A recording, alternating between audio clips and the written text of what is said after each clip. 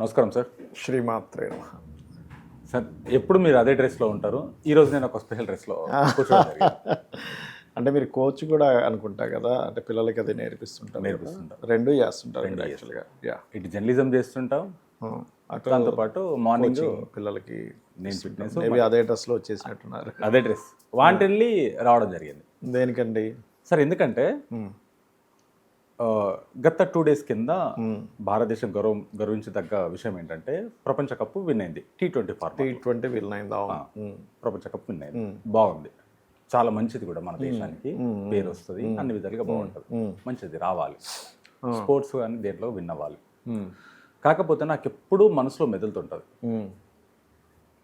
ఇప్పుడు మీరు cricket world cup win అయిన ఆ టీం మొత్తం వీళ్ళందరైనా సరే ఆ స్థాయికి వాళ్ళు వెళ్ళడానికి, ఈ స్థాయికి నేను రావడానికి, ఆ స్థాయికి మీరు కూర్చోవడానికి సరే మన కారణం వెనకాల తల్లిదండ్రులు 100%.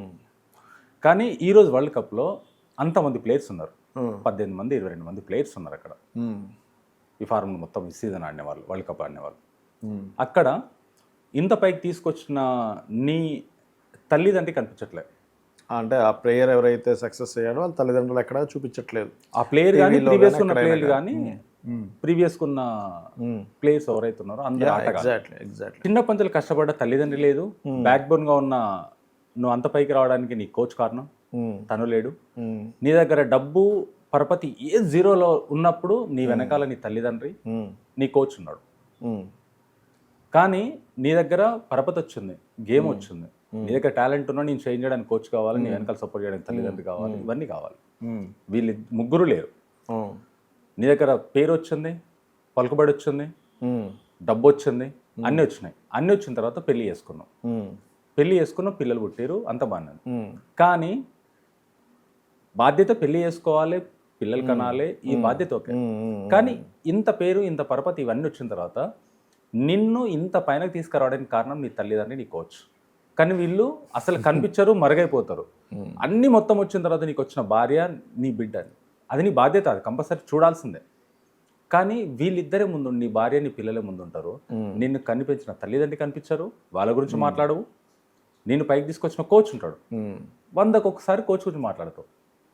ఎందుకు సమాజం ఎందుకు మారుతుంది, అసలు రీజన్ ఏంటి చెప్తాను చూడండి. ఫస్ట్ ఆఫ్ ఆల్ వాళ్ళు అంటే మనం ఇప్పుడు మాట్లాడుకున్న సబ్జెక్ట్ ఏదైతుందో వాళ్ళు టీవీల్లో చూపించినంత మాత్రం చేత, మనం అన్ని కోణాల నుంచి చెప్తానండి మీకు, చూపించినంత మాత్రం చేత వాళ్ళు ఏమి తల్లిదండ్రులకి మర్యాద ఇవ్వట్లేదని కాదు అక్కడ. బట్ మీరు అన్నట్టుగా చూపించాలి. మీరు మంచి క్వశ్చన్ అడిగారు ఇక్కడ. ఎందుకంటే ఇప్పుడు భార్యను చూపిస్తున్నావు, లేకపోతే ఇంకోరోడు ఫ్రెండ్తో నువ్వు ఫోటో దిగుతున్నావు, లేకపోతే ఒక గర్ల్ ఫ్రెండ్ వస్తే గర్ల్ ఫ్రెండ్తో ఫోటో దిగుతున్నావు. ఇంత స్టేజ్కి వచ్చిన తర్వాత తల్లిదండ్రులను చూపించాలనేది ముఖ్యంగా మన సనాతన ధర్మంలో ఉన్నది. మీరు రామాయణంలో చూడండి, శ్రవణ కుమార్ అని ఒక అతను ఉంటాడు.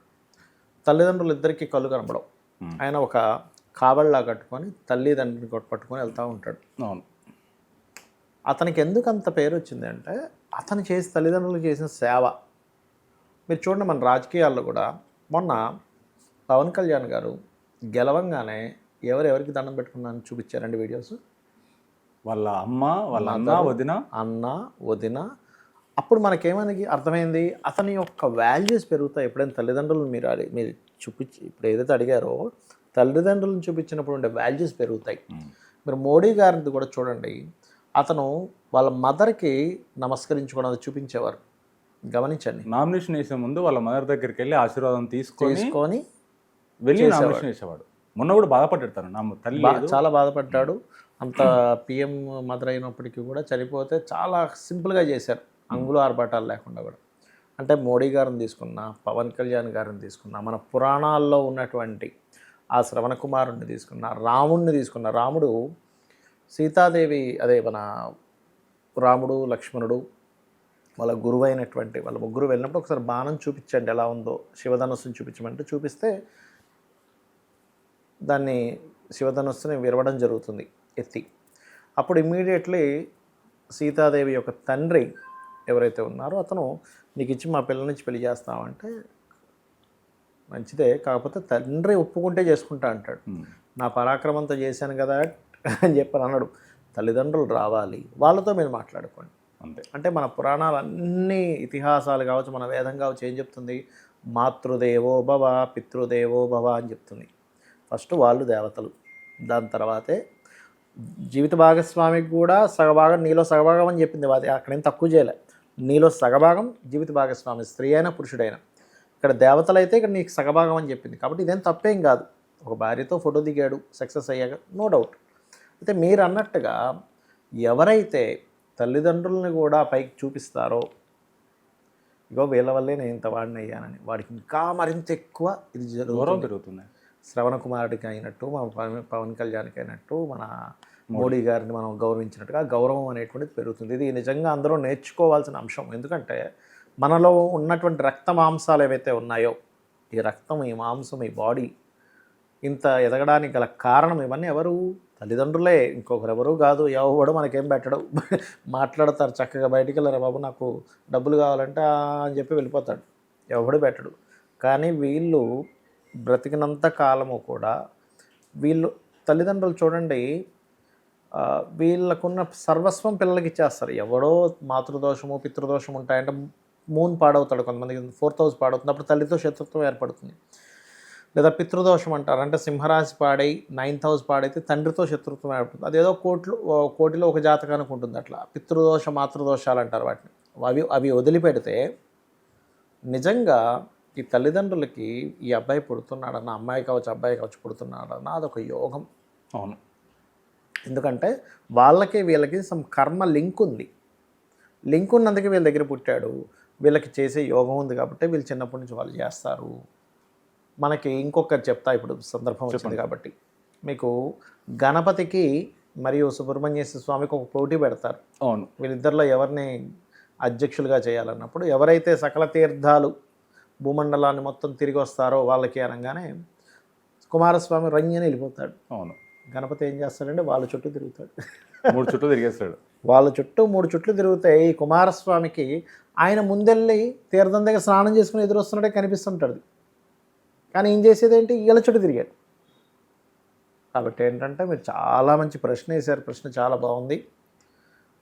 మనకి శాస్త్రాలు కూడా ఏం చెప్తున్నాయో తెలుసా, మీరు కనుక నిత్యము తల్లిదండ్రులకు నమస్కరించుకుంటే చాలు, వాళ్ళ ఆశీర్వచనం ఉంటే చాలు, అన్నీ కూడా సిద్ధిస్తాయి. అందుకే మన వీటిల్లో కూడా గతించాడు, తండ్రి గతించాడు, తల్లి గతించాడు, అయిపోయింది అంటారు, చాప్టర్ క్లోజ్ అంటారు. అక్కడి నుంచి మళ్ళీ పితృదేవతలుగా వాళ్ళకి అబ్దికాలు అవి చేస్తూ ఉంటాం.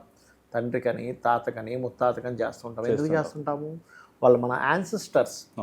వాళ్ళకి చేస్తూ ఉంటే, వాళ్ళ అనుగ్రహం ఉంటే, ఇప్పుడు చూడండి పిల్లలు పుట్టట్లేదు, సంతానం కలగట్లేదు, అది మన వివాహాలు అవ్వట్లేదు, అన్ని అనారోగ్య సమస్యలు వస్తున్నాయి అంటున్నారు. సరే, బ్రతికున్నప్పుడు మాత్రమే కాదు, చనిపోయాక కూడా వాళ్ళ బ్లెస్సింగ్స్ వస్తాయి. అంటే ఎవరి బ్లెస్సింగ్స్ వస్తాయి? ప్రపంచంలో ఎవరి బ్లెస్సింగ్స్ అయినా వస్తాయా చనిపోయాక కూడా? అంటే వీళ్ళ బ్లెస్సింగ్సే వస్తాయి. అంటే చనిపోయాక కూడా వీళ్ళ బ్లెస్సింగ్స్ మనకి ఇస్తున్నారంటే బ్రతుకున్నప్పుడు మనం ఎంతగా చూసుకోవాలి అనేది చాలా ముఖ్యమైనటువంటి విషయం. కనీసం అంటే ఇంతకుముందు మన కల్చర్లో ఉన్నటువంటిదే తల్లిదండ్రులని ఇచ్చేయడం అనేది ఈ మధ్య లోపిస్తుంది. అలా కాకుండా అయ్యా నా తల్లిదండ్రులు వీళ్ళు, నేను ఇంత గొప్పవాడిని అవ్వడానికి కారణం వీళ్ళు విల్ పవర్ ఉండొచ్చు, ఆడాలనేది కసి ఉండొచ్చు, కష్టపడి ఉండొచ్చు, కానీ కష్టపడడానికి వెనకాతల ఒక పిల్లర్ అనేది ఒకటి ఉందిగా, సపోర్ట్ అనేటువంటిది ఎవరు చేయాలి అది? కాబట్టి ఇది మీరు అన్నట్టుగా చాలా మంచి విషయం. అందరూ కూడా దీన్ని పాటించాలి. చాలా థ్యాంక్ యూ సార్. శ్రీమాత్రే నమః.